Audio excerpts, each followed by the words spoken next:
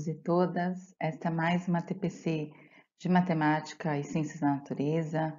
Eu sou a Mirna, estou como PCNP de Matemática dos anos finais e farei a apresentação da parte de Matemática e a PCNP Silvana vai conduzir a outra parte que é de Ciências da Natureza. Então, os nossos objetivos de hoje. Realizar uma leitura como momento de acolhimento, né? Como a gente sempre faz aqui. Propor uma atividade socioemocional.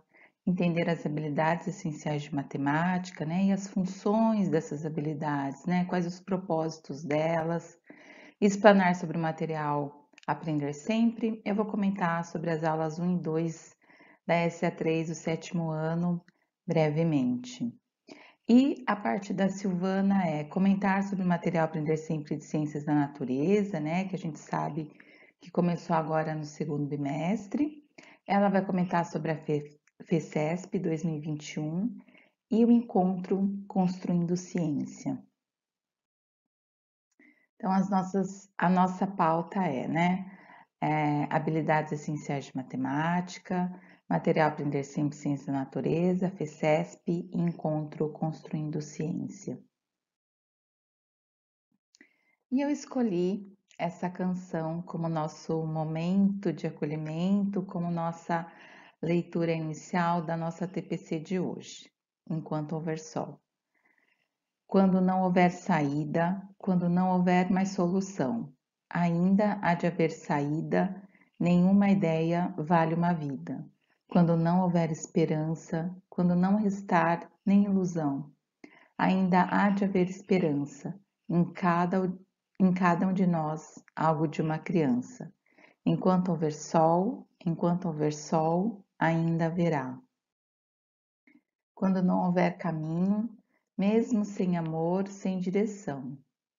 A sós, ninguém está sozinho, é caminhando que se faz o caminho. Quando não houver desejo, quando não restar nem mesmo dor, ainda há de haver desejo em cada um de nós, aonde Deus colocou. Enquanto houver sol, ainda haverá. Eu deixei o link do YouTube aqui para vocês, né, verem essa música, né, composta pelo Titãs, que eu acho que renova nossos pensamentos, né, como diz a música, né, dá um sentimento de esperança, principalmente para esse momento que nós estamos. Então, a nossa atividade socioemocional de hoje é complete a frase. Vocês podem completar com uma palavra ou com uma frase que também vocês quiserem, né? Que acha melhor que se encaixa aqui. Então, enquanto houver sol, ainda haverá e vocês completem, tá? Eu deixei essa atividade lá no nosso questionário da avaliação da TPC. É a primeira perguntinha que tem lá. Quais são as competências que tem nessa atividade, né? Então, é a criatividade, né? A gente pensar em algo aí para completar. Autoconhecimento, a gente reflete sobre aquilo que é importante para nós, né? Aquele bom sentimento. E a comunicação, né? Da gente se expressar, da gente se colocar, tá? É sempre importante, né? A gente falar sobre as competências socioemocionais, nesse momento que nós estamos, né? Pensando sempre no nosso desenvolvimento quanto a elas e para oferecer para os estudantes, dentro das possibilidades, dentro do que vocês conseguem fazer. Então, vou comentar com vocês sobre a matriz das habilidades essenciais, de acordo com Guia do Ensino Híbrido, página 9, para a gente entender o propósito dela, né? E ela está baseada em quais fundamentos, para vocês entenderem um pouquinho, né, das habilidades essenciais. Então, a matriz de habilidades essenciais é o resultado da priorização do documento curricular da rede. Essa priorização surgiu em atendimento ao contexto de redução do tempo pedagógico e da forma de interação com os estudantes, né? Essas habilidades selecionadas devem ser o foco do trabalho pedagógico neste ano, para que os estudantes possam avançar em sua trajetória educacional, apesar de todos os desafios. A matriz de habilidades essenciais foi organizada contemplando habilidades do próprio ano e série em que o estudante se encontra e também de anos e séries anteriores, né, para que os estudantes possam acompanhar o ano e série corrente. Então, para entender tudo isso das habilidades, né, tem um material que veio da Secretaria da Educação falando sobre as habilidades essenciais e tem um exemplo bem claro da matemática para a gente entender, né, a função da habilidade.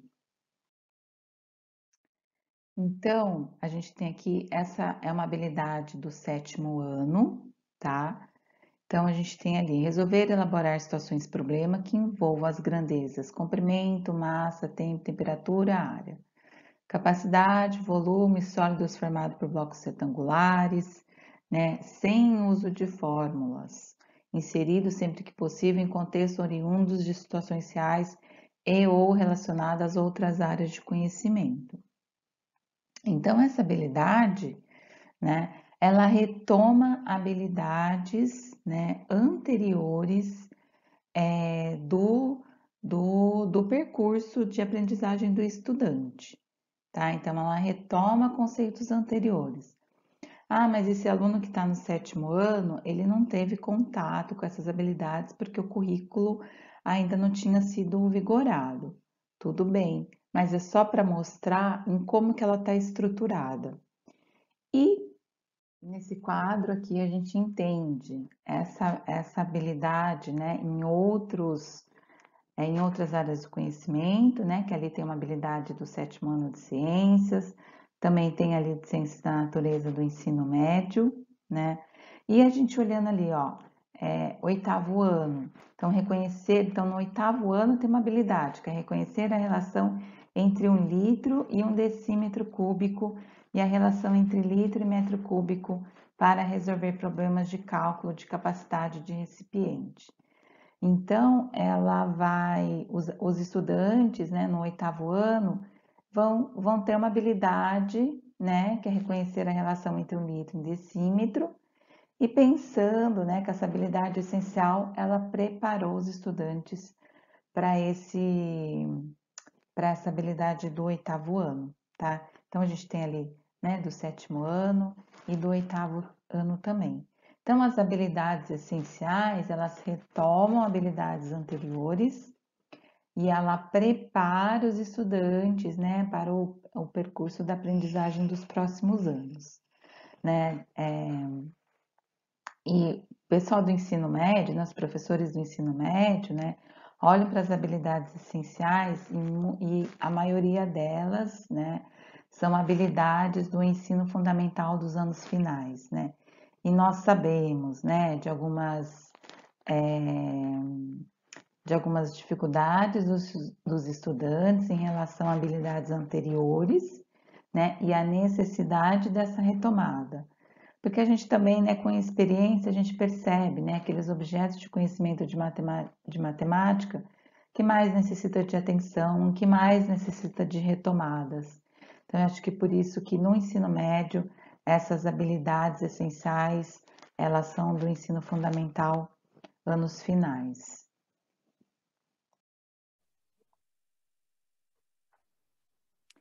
Então, ó, tô mostrando aqui diretamente do material para vocês, o 7º ano, né, sequência de atividades 3. E a habilidade dessa sequência é ler, interpretar e resolver o mesmo problema utilizando diferentes algoritmos, né?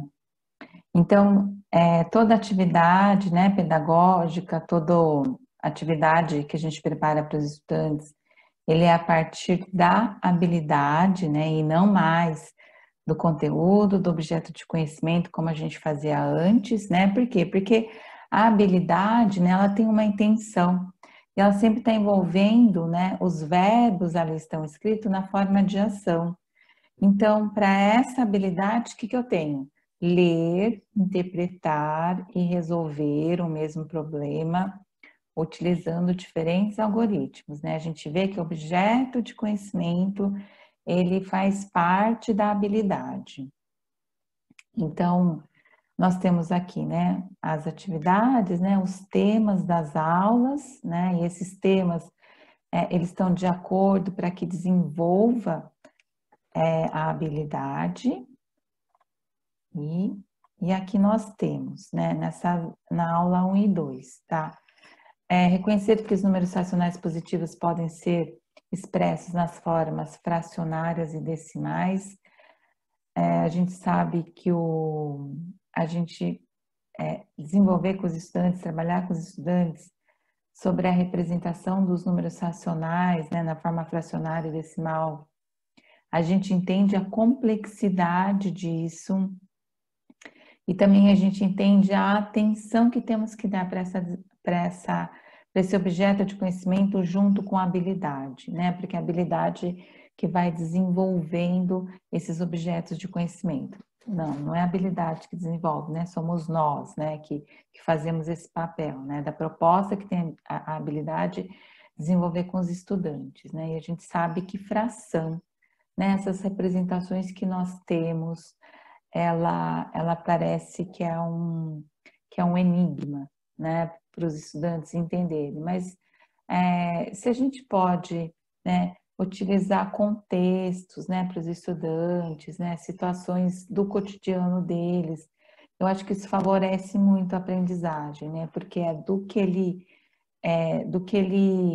consegue entender dessas representatividades, nem que seja, né, numa embalagem, né, algo escrito em algum lugar, é disso que vai aproximando os estudantes da matemática e daquilo que a gente pretende que eles aprendam.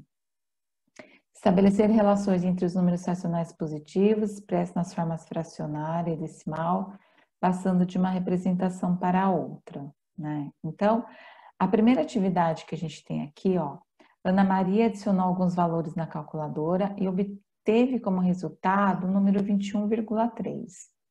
Agora ela pretende representar o número obtido na calculadora na forma de fração. Vamos ajudá-la a resolver este problema? Como você faria? Então, aqui a gente tem a sugestão do próprio material, né? Professor, sugerimos que inicie a atividade mostrando que todo número racional pode ser representado como resultado da divisão entre dois números naturais, né? Então, a gente começa a falar um pouco, né, do conceito do número racional, né? E aí, quando a gente fala também dos racionais, a gente percebe que os estudantes só conheciam os números naturais, né? O conjunto dos naturais. E aí a gente vai apresentar para eles um outro conjunto, né? Que é o conjunto dos números racionais. E qual o conceito que a gente tem dos números racionais? O resultado da divisão poderá ser exato, ou seja, um número inteiro, assim como também pode resultar em um número decimal.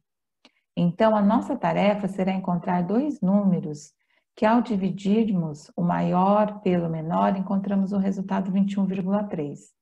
Para tanto, podemos recorrer à ideia de simplificação, produzindo frações equivalentes a multiplicar numerador e denominador por o mesmo número inteiro positivo.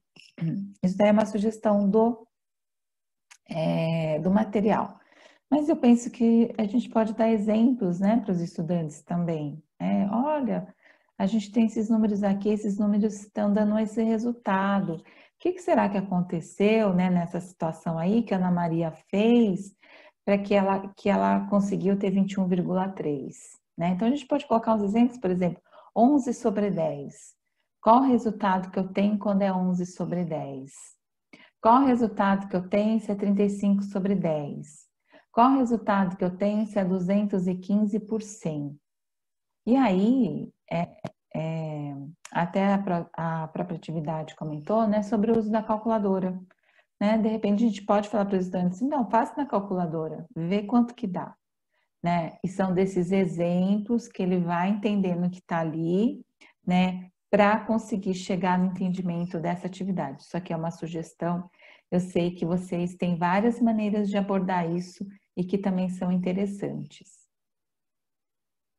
Então, a atividade 2, né, tá falando assim: ao sair com sua mãe para jantar, Thales comeu 3/8 de uma pizza. Né? O que será que é 3/8? que será que fração está representando nesse contexto aí quando a gente está falando de pizza, né? A gente sabe que a fração também tem vários significados. Como ele poderia representar a quantidade que comeu da pizza com um número na forma decimal? Explique como você chegou a esta resposta. Então, ali tem, basta dividir o número 3 por 8, que aí eu vou ter 0,375, né? E aí também pode falar assim, então, na atividade anterior a gente fez isso, nessa atividade 2, como que a gente pode fazer, né? Usando também aquilo que já foi apresentado para os estudantes como repertório, né, das aprendizagens futuras. É um caminho também que a gente pode fazer, né? Então, para começar, propomos nas atividades 1 e 2 que o estudante mobilize procedimentos para representar um número decimal na forma fracionária e vice-versa, na forma decimal para a forma fracionária. Representar o número fracionário na forma decimal. Na atividade 3, destacamos a ideia da fração como parte de um inteiro, representado quando dividimos 5 metros de um fio em 4 partes de mesmo tamanho. Nas atividades 4 e 5, retomamos, né, a ideia de transformação de números decimais em fracionários e de representação fracionária para decimal. Nas atividades 6 e 7, o objetivo é mostrar que frações que representam a mesma parte do inteiro não precisam ter necessariamente a mesma forma, ou seja, a fração do inteiro correspondente ao mesmo valor pode ser representado por figura diferente, mas ocupando o mesmo espaço do inteiro. Para finalizar a aula, é interessante explorar outras figuras que possam representar a mesma fração do todo e que tenham formatos diferentes. Além disso, é importante fazer uma discussão com os estudantes objetivando sintetizar os conhecimentos adquiridos e revisados, trabalhados nas aulas, né? O material Aprender Sempre, ele vem com essas recomendações nos temas das aulas, né? O iniciando, o desenvolvendo e o finalizando, né? Essa proposta é interessante por quê? Porque ela vai desenhando junto com o estudante esse momento da aprendizagem que a gente propõe. Então, o início da aula, né? De repente a gente retoma atividades anteriores, retoma conceitos anteriores, né? Tem sugestões de fazer um mapa mental sobre aquilo que vocês vão desenvolver, tal. E aí a gente tem o desenvolvimento das atividades e o finalizando, né? Fala assim, então, a gente chegou até essas atividades, então, hoje na aula nós fizemos isso, isso e isso, né? E seja também no roteiro que vocês preparam para os estudantes que estão remotamente, né? Então, olha, essa semana a gente vai trabalhar isso, isso, isso. E aí, na última aula tá lá, então, ó, essa semana você fez isso, a gente fez essa atividade pensando nisso, e a gente finalizou com esse conceito, já preparando para as futuras aprendizagens, né? Pensando que toda a nossa organização tem muito a ver de como que os estudantes vão aprender aquilo, como que eles vão construindo o pensamento deles também, de acordo com aquilo que a gente vai propondo. Isso é interessante, né? Porque a matemática, né? Ela precisa dessa estrutura lógica, né? Mesmo se a gente olha para as habilidades, né? De como elas são oferecidas, né? Então, e mesmo das aulas, então a gente começa com algo simples, né? E aquilo lá vai ficando mais complexo. Então, para os estudantes entenderem também, olha, tá vendo? A gente começa dessa maneira, a gente vai aprendendo outras coisas sobre isso, até a gente chegar nesse ponto para que vocês entendam claramente o que é esse objeto de conhecimento. Então, vou passar aqui adiante. As questões 3, 4 e 5 são de múltiplas escolhas, né? Acho que dá para fazer uma abordagem investigativa quando a gente tem questões de múltiplas escolhas, né? Se a gente perguntar para os estudantes se eles marcaram a alternativa D, por que ela não está certa, né? Ou se eles marcaram a outra, o que estava envolvido, né? O que eles pensaram quando eles marcaram uma outra alternativa daquela que não é certa, né? Então, a gente tem aqui, que eu não vou comentar dessas atividades, porque eu achei bem interessante dessas aulas 1 e 2, quando nós temos sobre as figuras, né? Sobre a gente tem, a gente costuma, né, utilizar da representação, né, geométrica, né? A gente costuma usar as figuras geométricas, né, nesse conceito da fração. E aí parece que sempre a gente oferece sempre daquele mesmo jeito, né? A gente pega um retângulo, divide em tantas partes, e a fração associada, a gente sempre, sei lá, a gente divide um retângulo em 5 partes, a gente pinta duas, as duas mais próximas, e a gente fala que a representação daquilo é 2/5. E aqui eu acho interessante que tem várias, né? A gente tem aqui a mesma figura geométrica, mas ela está dividida de várias formas, né? E isso eu acho que amplia o conceito para o estudante do que é a representação fracionária quando a gente está falando, no caso aqui, de parte toda. Então, a gente tem aqui, né, essas figuras, né? Indique a fração que representa a parte pintada de verde em cada figura com relação a cada quadrado, né? Acho que essa atividade, se vocês adaptarem para o Forms, ia ser muito bacana, né? Ou se vocês gravassem um vídeo rapidinho para os estudantes, né? Mostrando essa atividade, né? Eu sei que muitos de vocês também fazem vídeo para os estudantes, né? No auxílio da aprendizagem, né? Que é muito importante. Então, eu sugiro essa atividade, tanto essa quanto até o item C, tá?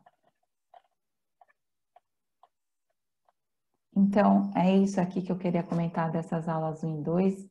A gente sabe que fração, né, representação dela, número decimal, porcentagem, e quando a gente fala dos decimais na reta numérica, a gente sabe da atenção que devemos dar a isso, da necessidade de explorar recursos, né, de pensar em outras formas de apresentar esses objetos de conhecimentos, né, junto com as habilidades para os nossos estudantes. Então, foi com essa intenção que eu mostrei a SA3, essa aula 1 e 2, né, pensando na importância que a gente tem dos números racionais na aprendizagem dos estudantes. Então, eu apresentei para vocês as atividades, né, do material Aprender Sempre, e eu finalizo essa parte com algumas recomendações. Estudar as habilidades essenciais para vocês entenderem o percurso de aprendizagem desse ano para os estudantes de vocês, seja, né, do 6º ano, do 7º, do 8º ou do ensino médio. Se vocês estão lecionando para os estudantes para a turma do 8º ano, então, é interessante vocês olharem, né? Então, nesse primeiro bimestre eles viram isso, o segundo, a gente tem essas habilidades, o terceiro e o quarto, para vocês entenderem o percurso da aprendizagem, né? Baseado nas habilidades essenciais.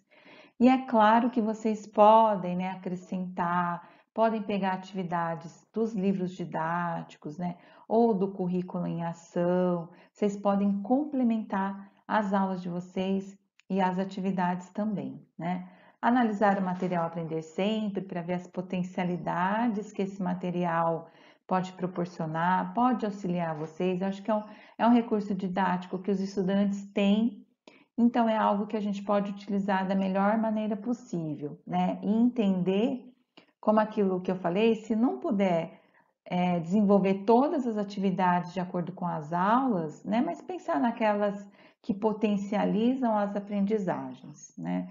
E sempre, né, planejar de acordo com a intenção pedagógica, né? Pensando mesmo nas ferramentas tecnológicas digitais de acesso, né?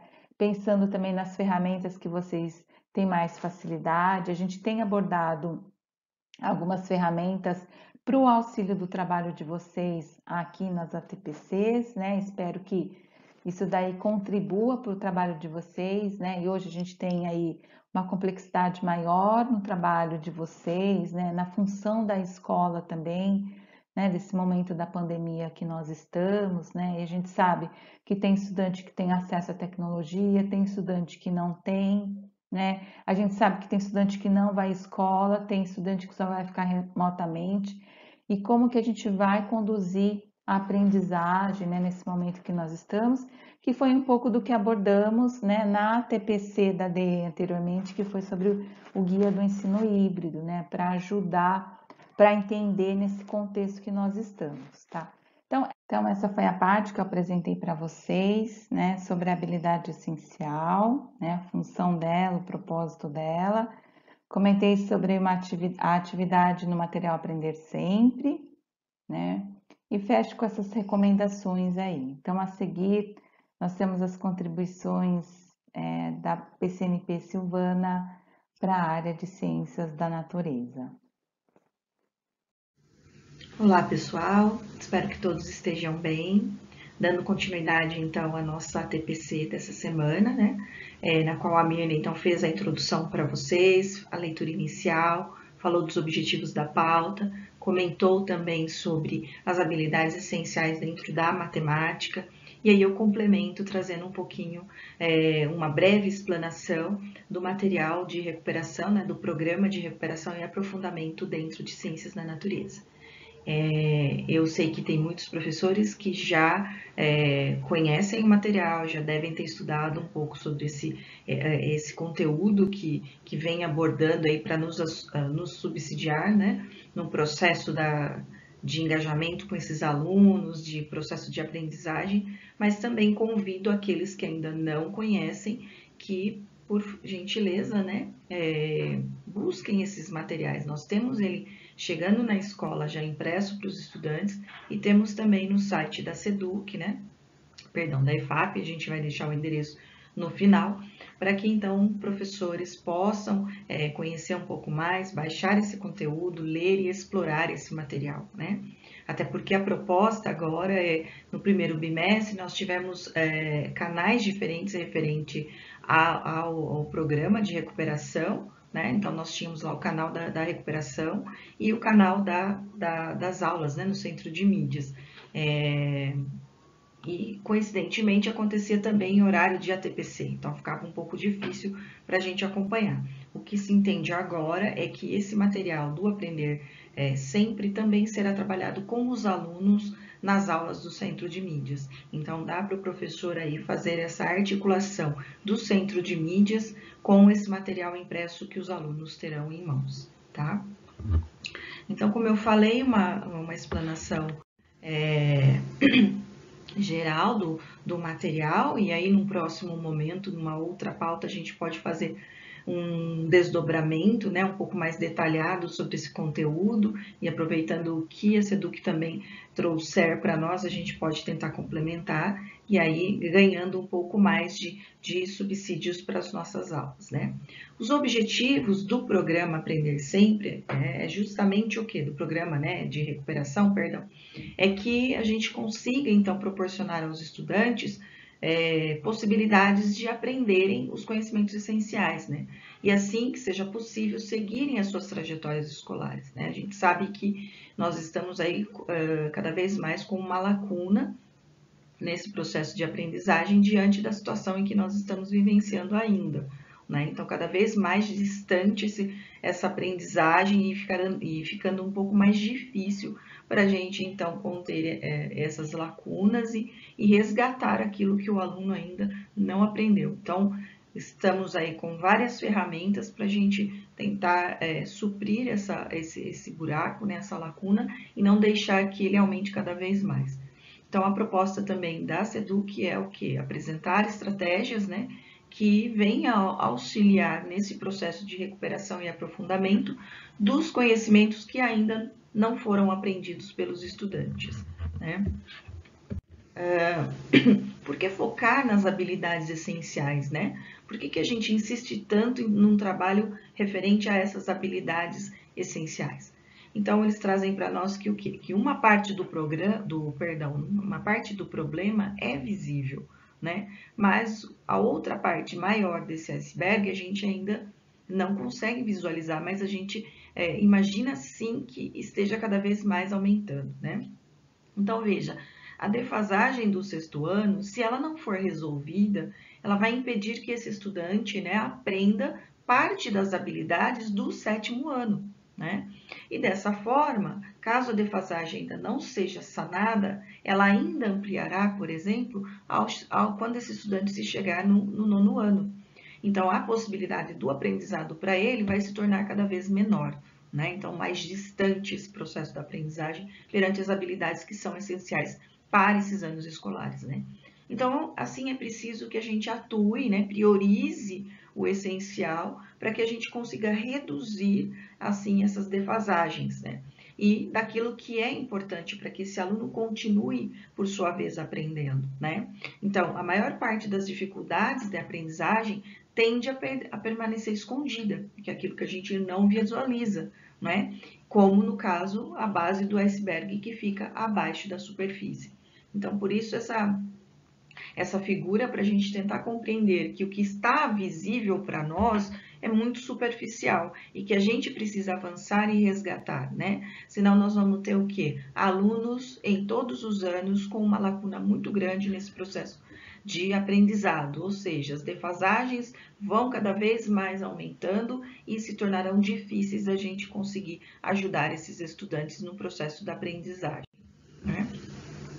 E o que significa, então, focar no trabalho pedagógico das habilidades essenciais, né? Então, perante as recomendações do estudo, né, vamos pensar lá no problema do iceberg, né? Então, o que a gente precisa pensar? A gente precisa, na verdade, incentivar, né, trabalhar com práticas pedagógicas que melhor apoiem esses estudantes para que eles possam avançar de acordo com as habilidades de cada um. Não é? Pensar também no desenvolvimento de suportes para que essas aprendizagens, né, para a aprendizagem, perdão, e estratégias que considerem as aprendizagens que ainda não foram desenvolvidas nos anos anteriores. Né? E que ações, então, a SEDUC nos propõe com relação a isso para nos subsidiar no nosso trabalho? Então, o material do Aprender Sempre, ele vai trazer orientações didáticas, né, para o desenvolvimento das habilidades, então, essenciais, considerando os diferentes perfis de estudantes em uma mesma sala de aula. Mas nada impede, professor, que nós também façamos adequações de acordo com a nossa realidade, né? Nós temos autonomia para a gente fazer essa adequação, tá? As formações também para a língua portuguesa e matemática vão trazer estratégias que venham potencializar o trabalho com as habilidades essenciais. E o planejamento, então, levando em consideração essa questão da nossa realidade, do contexto que a gente está vivenciando, o contexto híbrido, certo? Para que a gente possa, então, saber um pouco mais das habilidades essenciais, a gente tem um material que já foi disponibilizado com relação a quais são essas habilidades essenciais que serão trabalhadas, né? Vocês podem comentar com os coordenadores de vocês que esse material está disponível na IFAP, que dá para a gente, então, baixar e ler e conhecer um pouco mais do que eles estão, na verdade, abordando nesse período. Né? Mas de onde surge tudo isso? Então, diante da pandemia, né, que nós vivenciamos lá há um tempo, né, estamos nesse caminho ainda de vivência dessa pandemia, nós tivemos, claro, a suspensão das atividades presenciais. Né? E com isso, tivemos que pensar, né, reorganizar o nosso tempo pedagógico. Tá? Então, nessa suspensão de atividades, vem consequentemente o quê? Os impactos negativos na aprendizagem. Né?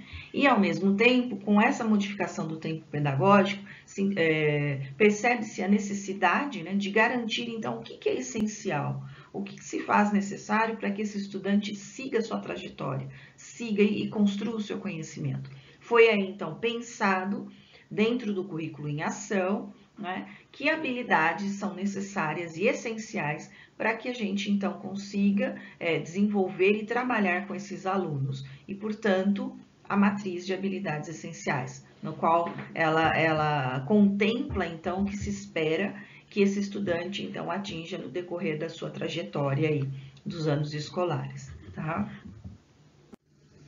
Então, a matriz de habilidades essenciais é um documento que vem priorizar, então, o currículo paulista e o currículo oficial, cobrindo as habilidades e os conhecimentos essenciais, que são imprescindíveis para que os estudantes eles aprendam e continuem avançando na sua trajetória escolar, né?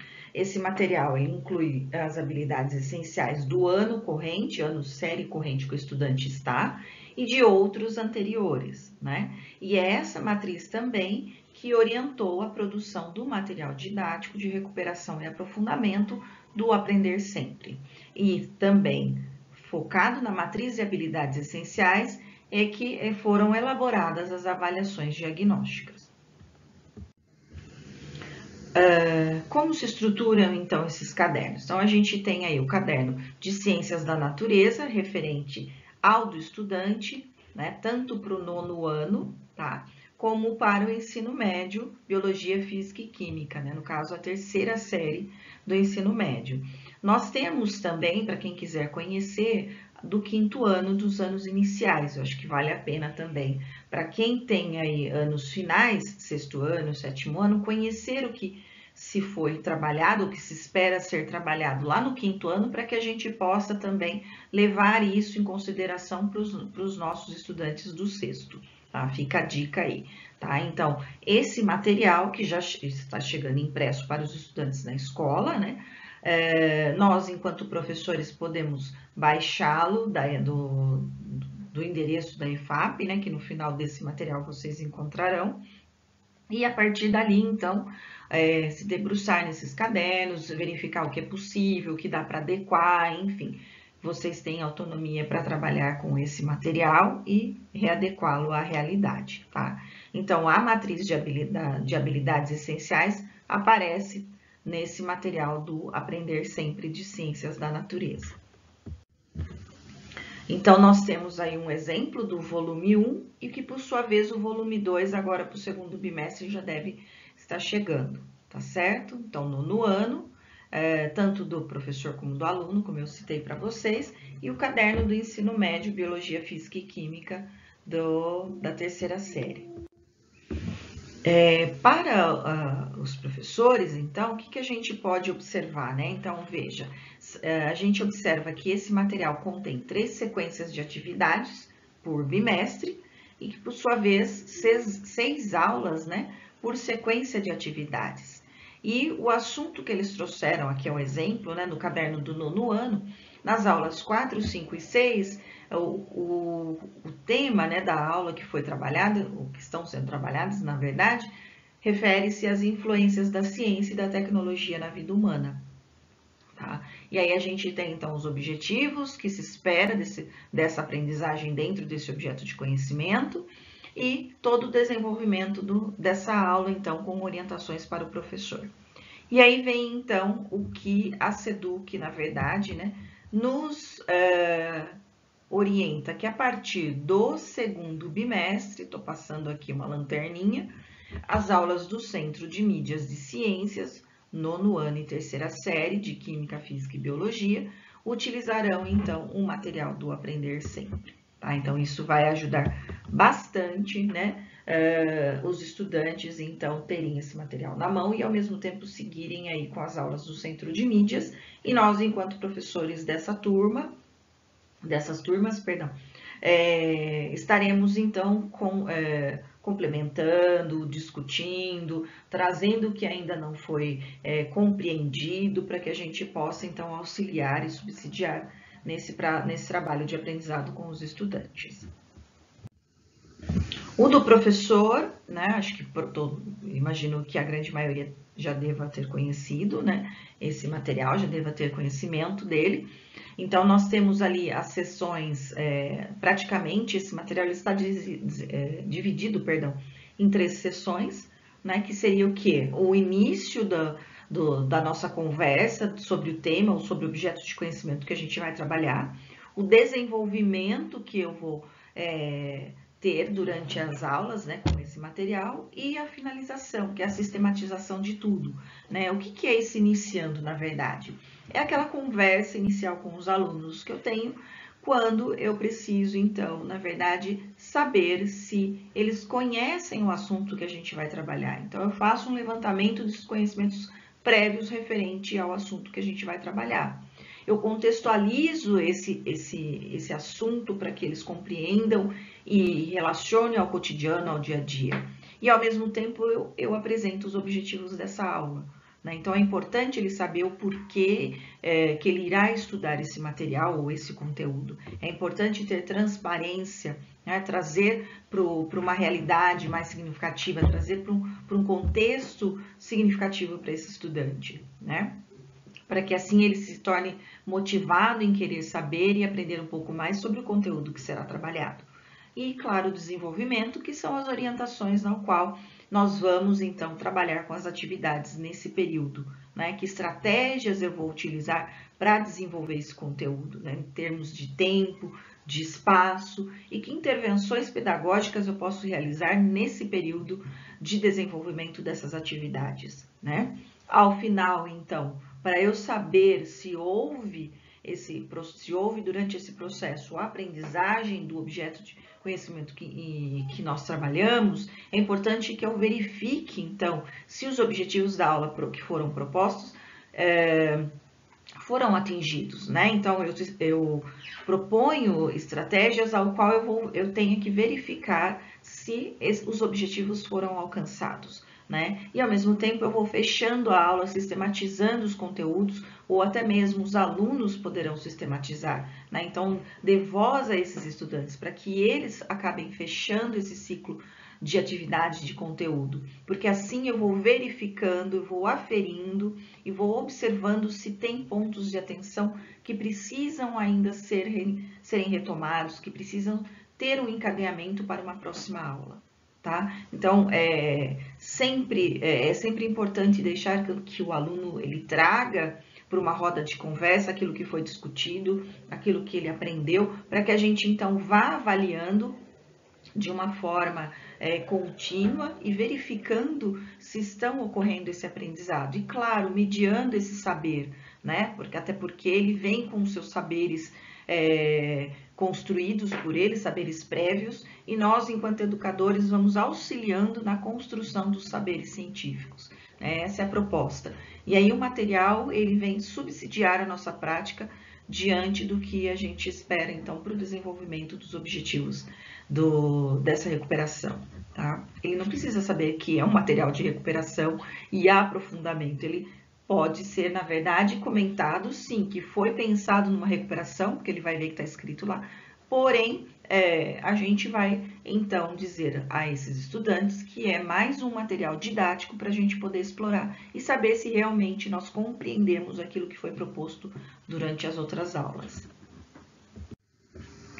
Onde eu posso encontrar esse material? Então, lá na EFAP, né, no .educacau.sp.gov.br, nós temos lá o caderno do professor, né, os materiais que a gente precisa e o Aprender Sempre também estão contidos lá.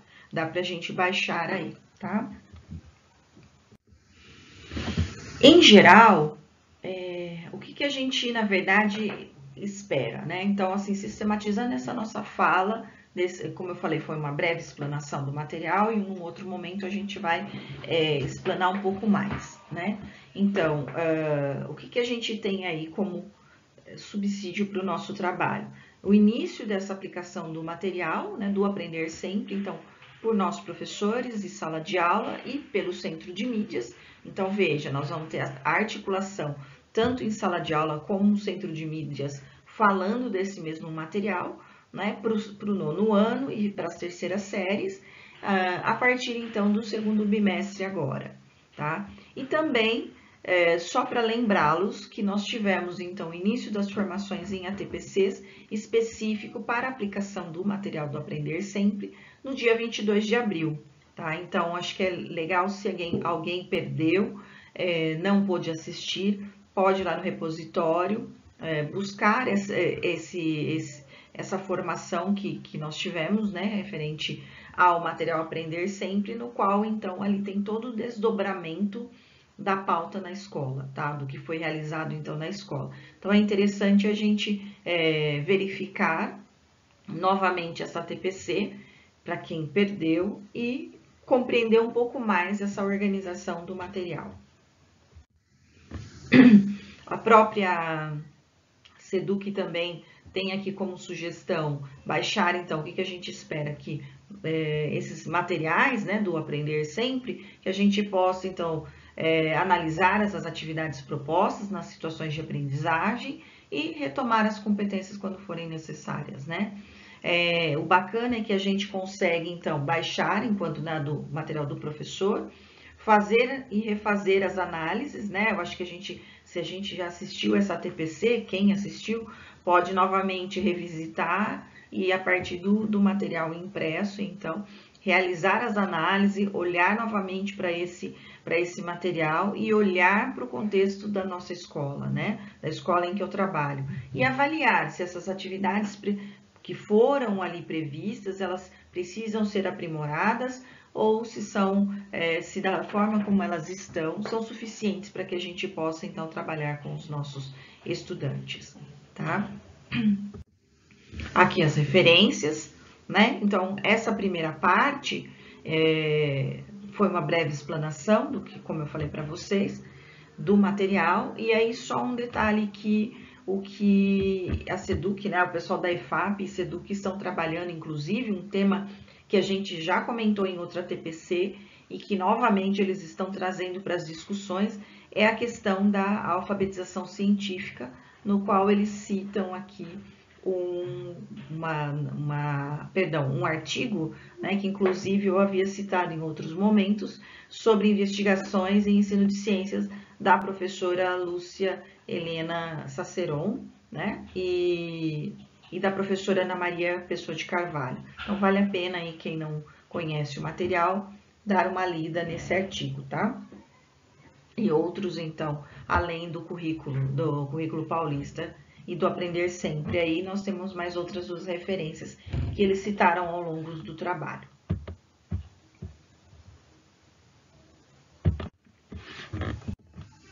Então, para os próximos slides, na verdade, eu trouxe aqui para vocês que novamente esse ano nós vamos ter a FECESP, né? Então, nós estamos no 8º ano e falando um pouquinho dela, né? Eu estou aqui para convidá-los, né, que vocês participem, quem tem trabalhos desenvolvidos ou que estão desenvolvendo, para a gente então conhecer um pouco do que vocês estão aí trabalhando e quem sabe enviar para a FECESP, perdão. Né? O que é a FECESP, na verdade? É a Feira de Ciências das Escolas Estaduais de São Paulo. E esse ano, como eu falei, é a 8ª edição, né? É uma ação pedagógica desenvolvida pela Secretaria, né, da Educação do Estado de São Paulo, com os objetivos de estimular e promover a formação dos estudantes da rede no âmbito das ciências da natureza, ciências humanas e sociais, no caso, né, e a matemática, inserindo sempre no contexto da pré-iniciação científica. Então, quando geralmente a gente fala de feira de ciências, vem muito a se pensar que a feira de ciências só pode ser desenvolvida dentro da área de ciências da natureza. E não, quando a gente trabalha com a pré-iniciação científica, a gente pode desenvolver em todas as áreas do conhecimento, né? E a FECESP, então, ela traz essa abertura não só para as ciências da natureza, como as ciências humanas e sociais aplicadas e a matemática. Tá? Então, em geral, né, a FECESP ela se compõe por projetos de pré-iniciação científica e de desafios matemáticos, que são desenvolvidos por grupos de estudantes da rede pública. E, no caso, cada projeto, nós sempre teremos o quê? Um professor orientador ou mais de um, no caso, que entra como um professor co-orientador, tá? Então, dessa forma, os projetos, eles favorecem também o desenvolvimento das habilidades, a construção de atitudes e de valores, contribuindo dessa forma para o exercício de uma participação social. Então, após a etapa na escola, no qual vocês desenvolvem os trabalhos, o professor orientador, ele acaba encaminhando esse pré-projeto, então, para nós na diretoria. e aí num grupo lá dentro das ciências da natureza, ciências humanas e matemática, nós vamos então verificar, analisar o projeto, no qual então, se for necessário, né, contribuir com algumas sugestões de aprimoramento, para que depois a gente envie para a SEDUC, tá? Para a equipe da SEDUC, então. Porém, né, a FECESP ela tem um número de vagas limitado, que já já eu vou falar. Mas o público-alvo para essa FECESP é o quê? Nós temos aí as categorias, como eu falei, de ciências da natureza, humanas e os desafios matemáticos. Dentro das categorias, as subcategorias, que são os estudantes, né? Que grupo de estudantes podem participar? Subcategoria júnior, que correspondem aos estudantes do 6º ano, do 7º e do 8º ano. E a subcategoria master, que são os estudantes do 9º ano, do ensino fundamental, da 1ª, da 2ª e da 3ª série do ensino médio, tá? E aí, qual é o nosso cronograma, então? Então, de lá para o comecinho de maio, foi feito o lançamento da FECESP. Foi quando, então, as diretorias receberam a informação que esse ano nós teremos também a FECESP. Então, até setembro, até o dia 24 de setembro, nós temos o período no qual as escolas, então, desenvolverão seus projetos de pesquisa e banner, né, dentro das escolas. E, ao mesmo tempo, as inscrições conosco lá da diretoria. Então, cabe cada diretoria, no nosso caso, orientar, então, vocês quanto ao procedimento. O que vai acontecer?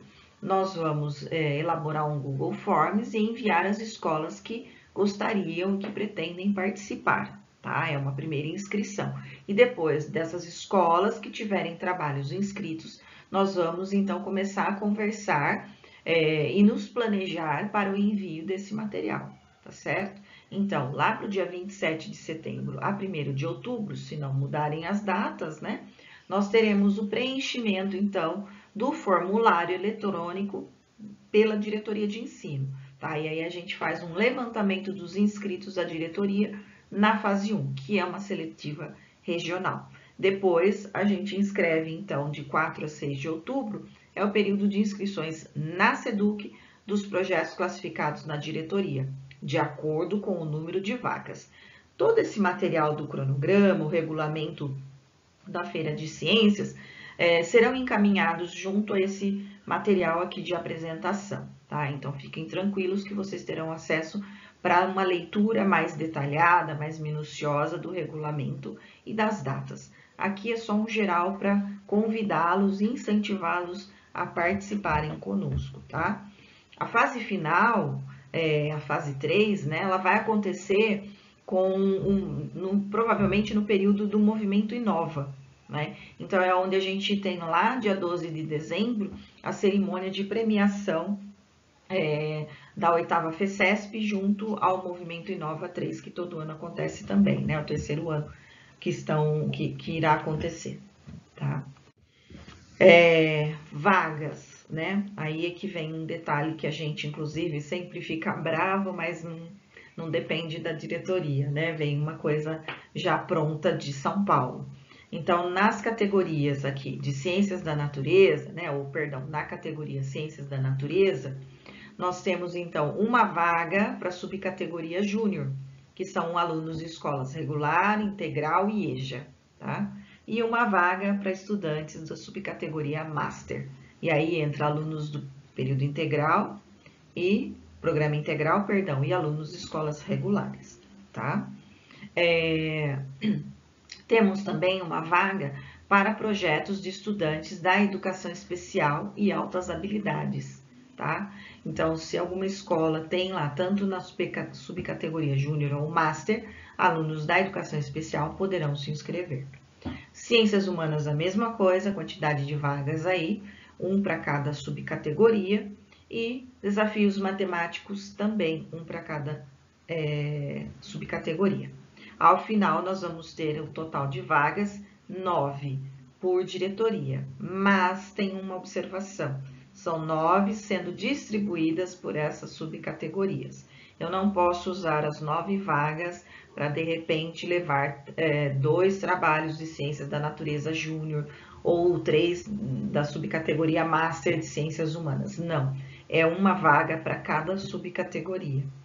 Então, se eu não tiver todos, nós vamos encaminhar o que a gente puder encaminhar, tá? Infelizmente, a gente já até meio que não discutimos, mas levamos isso para a equipe da SEDUC verificar, porque se eu tenho direito a 9 vagas, eu poderia então estar levando aí 9 trabalhos, mas não funciona dessa forma, tá bom, pessoal? Mas mesmo assim, eu convido e incentivo vocês a trabalhar. Se esse ano não deu, comecem a pensar em como desenvolver trabalhos da pré-iniciação científica, mesmo as escolas regulares, tá? Comecem a tentar. Eu sei que de forma remota é um pouco mais difícil, mas a gente pode construir devagar, trabalhando com os alunos o que é um diário de bordo, né? As etapas, o que eu posso observar e trazer para anotar, o que eu poderia pensar, o que eu poderia desenvolver de uma observação que eu fiz na escola,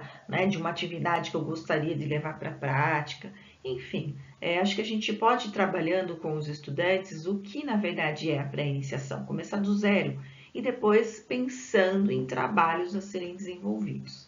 Tá? Eu acho que é uma oportunidade também para a gente trabalhar com os nossos estudantes uma outra ferramenta, uma outra estratégia de aprendizagem, no qual nós temos excelentes, como que eu posso dizer, em geral, né? Nós vamos conseguir trabalhar várias habilidades com esses estudantes.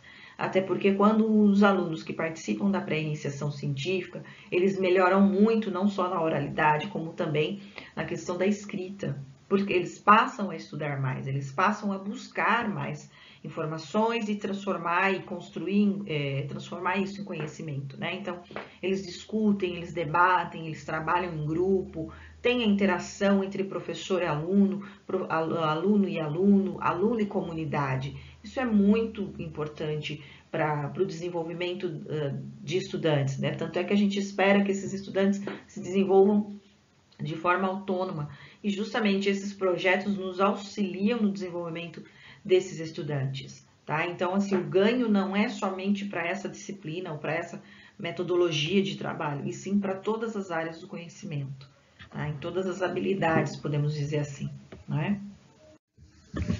E aí, então, assim, só para relembrar um pouquinho, esse slide, o seguinte é um resumo, né, um modelo básico do que contempla, então, um projeto, né? Claro que esse projeto precisa ter um título, no qual a gente vai delimitar a área do conhecimento e o objeto que será trabalhado, né, o objeto que se pretende investigar, um resumo, que é uma breve descrição das etapas do projeto, aproximadamente meia lauda, uma introdução, no qual eu vou delimitar o tema, no contexto da pesquisa e sociedade, de uma forma breve, não é?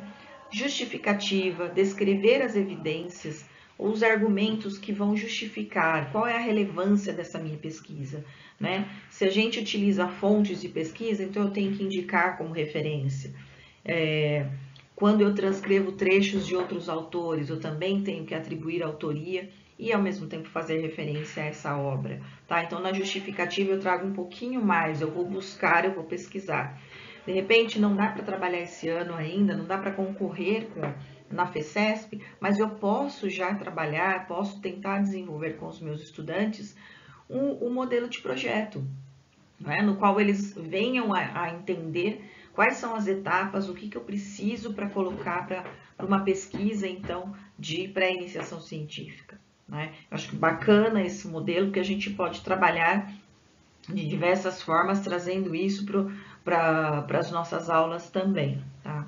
Uma questão problema, então todo projeto precisa ter uma questão problema, que é o que? Eu vou explicitar uma pergunta, eu vou formular, né? Eu vou pensar eu vou explicitar uma pergunta, formular uma hipótese, no qual eu vou direcionar a minha investigação.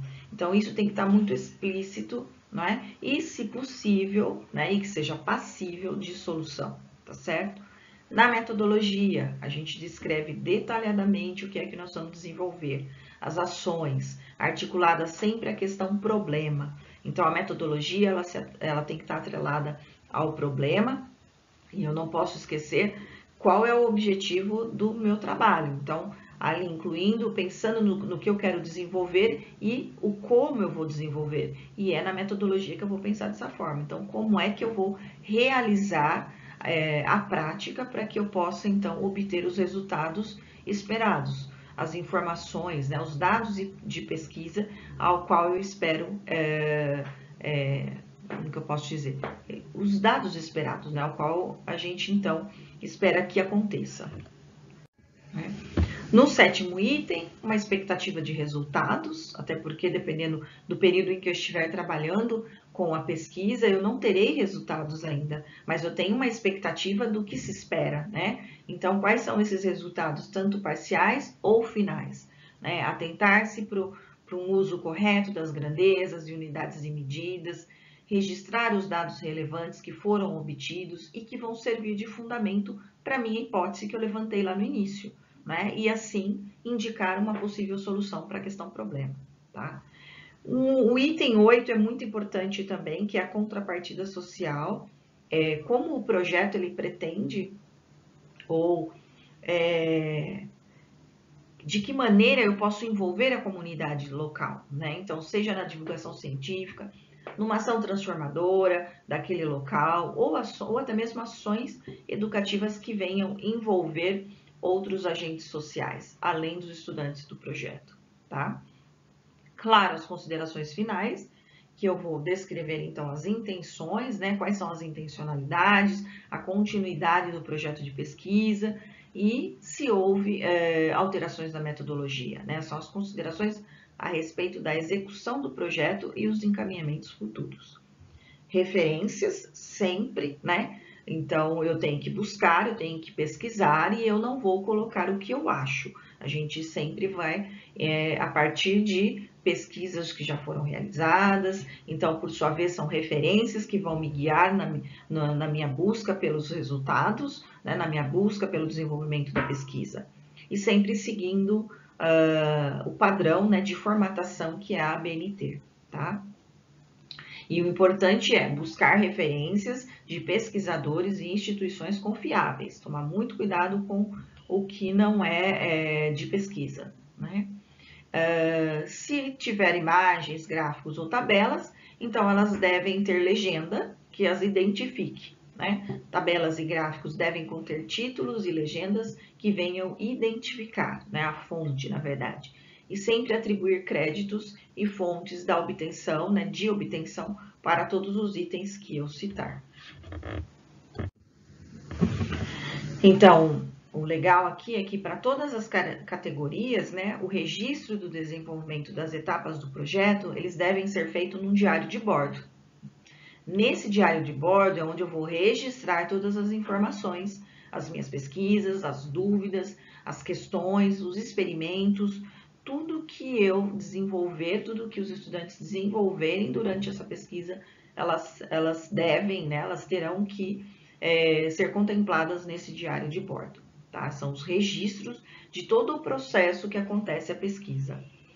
A temática central do projeto deve ser necessariamente relacionada à área do conhecimento de ciências da natureza, ciências humanas e sociais, ou a matemática, né? Inclusive estender-se às ações de empreendedorismo e ação social. Bem, pessoal.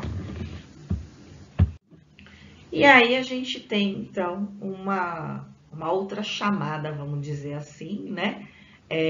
Que além da FECESP, eu trouxe para vocês aqui um outro encontro, convidando vocês a participarem também, que é o primeiro encontro Construindo Ciência, né? Programa Mestres da Ciência, promovida pela ABRIC, que vai acontecer, né? Começou aí em maio e vai até novembro deste ano, tá? É uma parceria com a ABRIC, nós temos uma professora, a professora Evelyn, da Escola Vitor Meirelles, que já trabalha há um bom tempo com a pré-iniciação científica, e hoje ela é uma das coordenadoras, né, vamos dizer assim, da ABRIC, então ela é uma professora que também participa dessa associação Associação Brasileira, né, de Incentivo à Ciência, e no qual ela vem então com a proposta e de nos convidar para participarmos desse primeiro encontro que é o Construindo Ciência, tá? Então, justamente a ideia é que a gente consiga estimular, difundir e valorizar as iniciativas audiovisuais de divulgação da iniciação científica dentro da educação básica, né? O primeiro encontro é parte das atividades do programa Mestres da Ciência e será realizado, na modalidade virtual, nos períodos de maio a setembro de 2021. Esse material também, o regulamento, eu vou fazer uma breve explanação aqui para vocês, mas no final, junto com o material, a gente encaminha também o regulamento da chamada aqui do encontro, né, Construindo Ciência. Tá? Então, fiquem tranquilos que o que estiver faltando aqui das dúvidas, provavelmente no regulamento vocês encontrarão respostas. E caso ainda fique dúvidas, podem enviar um e-mail para mim, para a gente então conversar e tentar solucionar essas dúvidas, tá bom? E aí, assim, só contextualizando um pouquinho, né? Que durante então esse período longo de pandemia, o que se percebia é que inúmeros esforços, né, vinham acontecendo dentro da comunidade científica, das instituições e das organizações da sociedade civil para efetivar as medidas de enfrentamento contra esse novo coronavírus, né? E foi nesse cenário que a iniciação científica da educação básica, ela foi intensamente impactada, né? Impondo a necessidade de que a gente então pudesse adaptar a uma nova modalidade que foi virtual, que está sendo, né, de forma virtual. Então, nesse processo, os bastidores da iniciação científica da educação básica transformaram-se em laboratórios, em salas de reunião e estúdios de gravação.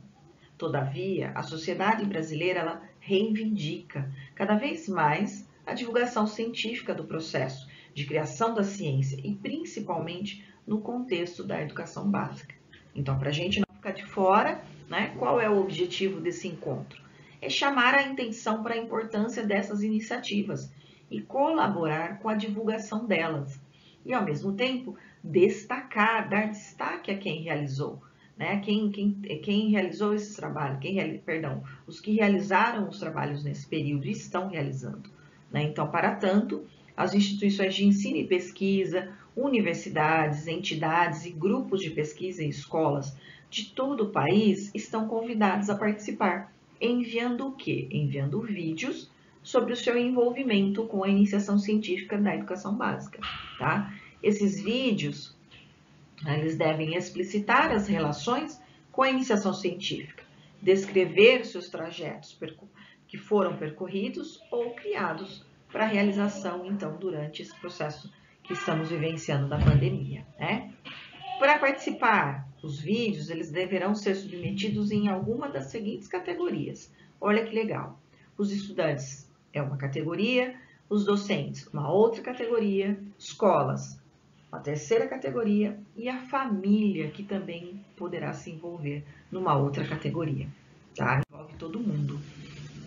E aí, nessa produção de vídeo, para cada categoria tem lá os seus requisitos. Tá? Vou falar brevemente aqui para vocês, mas vocês terão material para poder aprofundar um pouquinho mais, né? Então, nos estudantes, claro, ele vai se identificar, né? Falar a sua cidade, seu estado e falar um pouquinho de como ele desenvolve a pesquisa e o conhecimento científico dele, né? Ele também poderá, então, dar dicas para quem está começando e o que ele pode esperar da iniciação científica.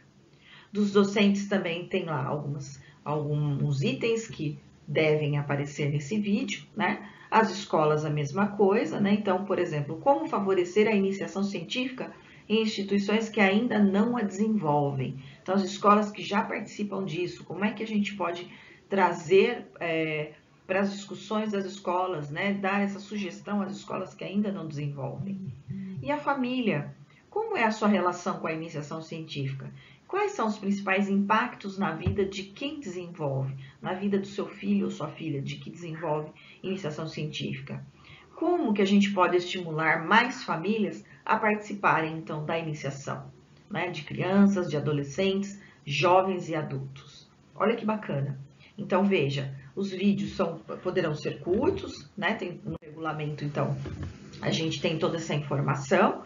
Os vídeos de até 1 minuto, não é? Que poderão ser produzidos em qualquer formato e extensão de reprodução, com um tempo máximo de 1 minuto, tá? Então, um geralzão para vocês terem uma noção aí. Os participantes, escolas da rede pública e privada, bem como os estudantes e professores, tá?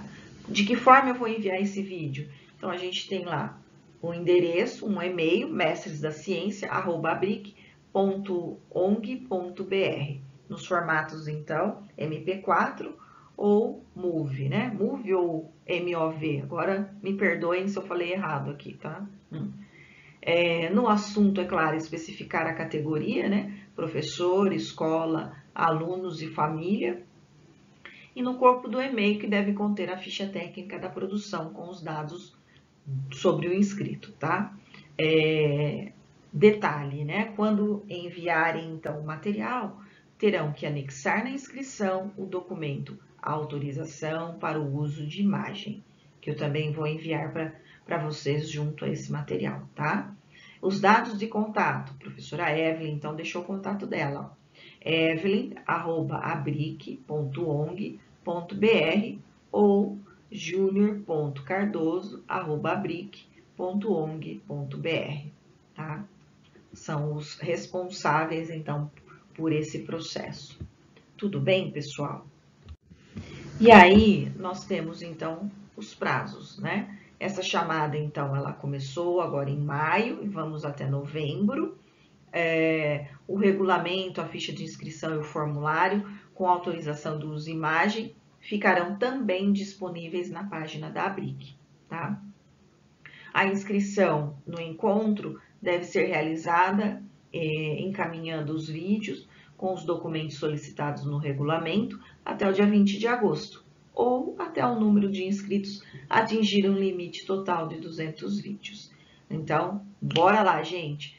Vamos lá, engajar essa turminha e vamos todos participar. A gente tem a feira, a FECESP, né, que irá acontecer esse ano, e nós temos aí esse primeiro encontro Construindo Ciência, que vai ser muito bacana também. Então, são possibilidades da gente colocar aí a nossa prática em evidência. Ai, mas Silvana, nós estamos todos num período remoto, difícil. Vamos olhar um pouquinho para trás e ver o que a gente já desenvolveu nesse período, o que foi bacana, o que dá para a gente, então, trazer aí para que outras pessoas conheçam, tá? A gente precisa iniciar. Se a gente não começar a participar desses eventos, nós nunca iremos saber que se realmente estamos no caminho certo, né? Se fica pensando, mas eu não desenvolvo, não dá certo. Começa a amadurecer a ideia de pensar em como desenvolver, né? Se é possível ou não. Tudo bem, pessoal? E aí a premiação, né? Do primeiro encontro Construindo Ciências, contemplará os vídeos vencedores em cada uma das 4 categorias: estudantes, docentes, escolas e família, tá? Então, para a categoria 1, para os estudantes, certificados e mentoria para a publicação de um artigo, resenha e editorial na revista Science Prima, da Abric. Na categoria 2, os docentes, né? Certificados de publicação de revistas nos canais da Abric. Categoria 3, escolas, certificados e medalhas para a instituição ou o coletivo e também a publicação de revistas, publicação de entrevistas no site da Abric. E na categoria 4, família, certificados e 1 ano de assinatura de serviços de streaming como Spotify ou Netflix, além da publicação de entrevistas nos canais da Abric. Então, todas as participações serão certificadas de acordo com os dados informados na inscrição e a lista de presença do evento, tá? Bom, pessoal, o que eu tinha para trazer para vocês da ATPC dessa semana foi de uma forma geral, né? Explanando um pouquinho sobre o material Aprender Sempre de Ciências da Natureza, que vale a pena a gente se debruçar, ler, aprofundar um pouquinho. acompanhar o Centro de Mídias e as nossas formações diante desse material, convidá-los também para a Feira de Ciências desse ano e para, se não der para participar da Feira de Ciências, nós temos uma outra opção aqui, que é participar do Construindo Ciências, tá? Desejo a todos uma ótima semana, fiquem bem, cuidem-se, um abraço em cada um.